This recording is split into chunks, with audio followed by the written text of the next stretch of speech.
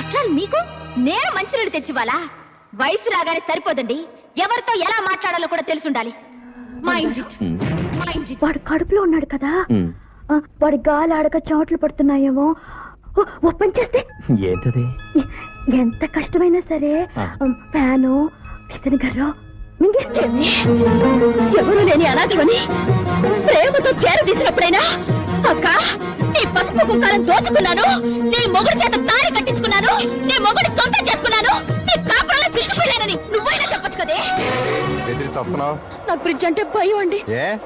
రైలు వెళ్ళిపోతుండగా bridge కూలిపోద్దని, రైలు గోదావరిలో పడిపోద్దని, మనం అందరం చచ్చిపోతామని. అందుకే నేను చిన్నప్పటి నుంచి రైలు ఎక్కను. తప్పుడు తిరుగుళ్ళు తిరిగే తప్పుడు మనుషులైన మీ తమ్ముళ్ళకి నా చెల్లెల్ని ఇచ్చి పెళ్లి చేయాలా? నా చెల్లెల్ని వాళ్ళకిచ్చి పెళ్లి చెయ్యను. చావుకి పెళ్లికి పెద్ద తేడా లేదు నాన్న. ఇద్దరు చిటికన వేళ్ళు కలిపితే పెళ్లి, ఒకరిలో రెండు బొటన వేళ్ళు కలిపితే చావు.